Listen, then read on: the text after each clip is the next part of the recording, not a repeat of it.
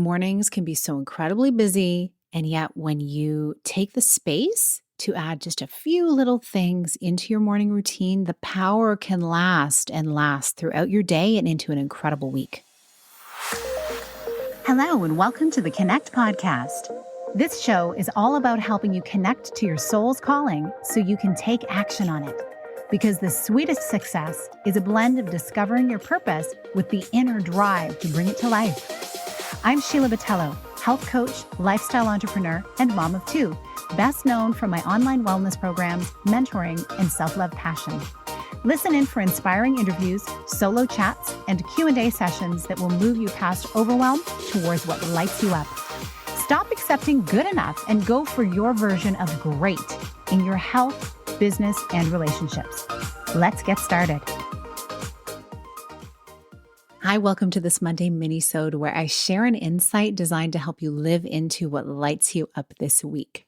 How was your morning today? Maybe it's still morning while you're listening to this and you're just getting started. What are your mornings like? Are they running around the house crazy to get out the door? Or do you take extra space in order to ground yourself for the day? I've had both versions through my life, and I'll tell you which one works better. Surprise, it's having a ritual and easing into the day somewhat. And it's shifted over the years. Obviously, it's going to be different as a single person as it is for someone who is then in a relationship and you are needing to share space. Maybe you're in a small apartment to start, or you're stumbling over each other in the kitchen because you're getting used to living together. Or perhaps being a parent where when does morning truly begin? Is it at 2 a.m. during a feeding, or is it at 4 a.m. when people are teething and they can't get back to sleep? It really depends on the season of your life that you're in. And so that's why I love to teach self-care for the seasons of life you're in. It's going to look different for everyone. And I've been through many of these seasons now as I approach my 50s. And I'm grateful for all of the seasons because it gives me so much gratitude for how good things can be, even in the midst of busy times. And there can be sweetness in those moments where you may feel inconvenienced. So morning routines. Why am I talking about this today? You hear a lot about it, in different circles, like the 5 a.m. club of doing all of these things before 5:30, and then you're out the door and you're set up like a boss for the day. Your morning can start at whatever time works for you. However, I think having a few practices in place that really serve you helps you be in your best mind space for the day ahead. And it's going to look different for everyone, like I said. For myself, what I'm finding really empowering is first thing to envision what I want my day to look like and envisioning the ultimate purpose for why I'm getting up in the morning to begin with. What kind of life do I want to have? How do I want to show up in the world? What kind of energy and vibe do I want to bring into every space that I'm in? And that usually comes from a place of gratitude. So I find myself calling in different scenes in my life and that I'm grateful for, as well as things that I'm looking towards, a vision for my future. I find it incredibly motivating for me to move forward in the day as a result. And of course, as you know, I love my lemon water first thing in the morning, and I love to move my body.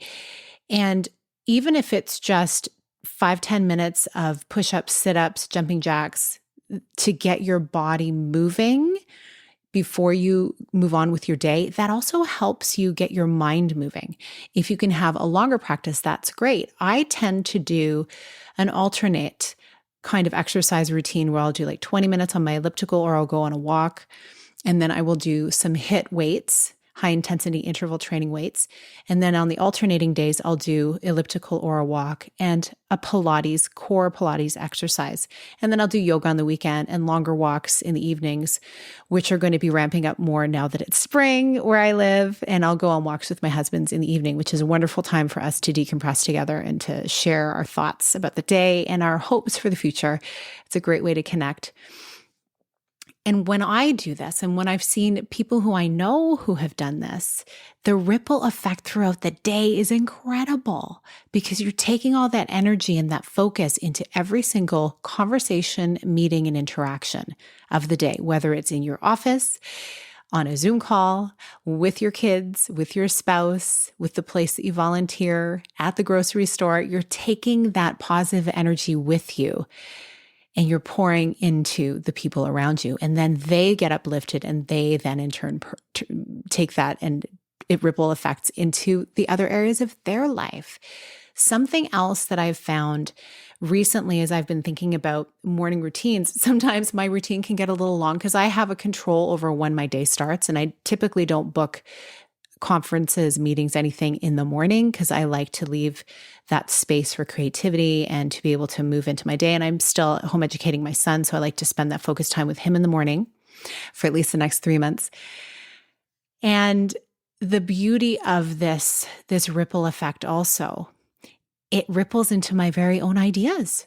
While I am starting the day in such a way that thinks with possibility, while I'm getting ready, I get my best ideas in the shower, while I'm, putting on makeup or fixing my hair, while I'm on a walk, and while I'm cooking. That's when the ideas come to me. And so I'm able to stop, record something, do a voice note, take a note down, a thought, an idea. And that is beautiful because I am using my time while I'm getting ready and I'm getting ideas. So instead of me moving into my day, being perfectly on time and then sitting down at a desk and, okay, here we go, come on, ideas. And then I hear crickets. I'm actually fueled by the ideas to begin with just by doing my morning routine. I invite you into that as you look at your week ahead. See what you can shift.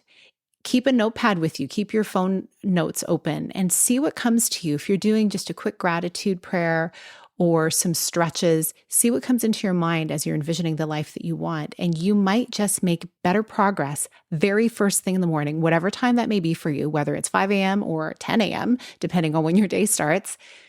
And I'd love to hear how it goes for you. So let me know. The only way that I know how this is landing for you is when you let me know. So send me a DM, send me an email at hello@sheilabatello.com, or you can screenshot this and share it with a friend, share it to your stories with a little note tagging me. I would love that. I wish you all the best with your morning routine, that you find one that serves you well and as a result ripples out and serves those around you.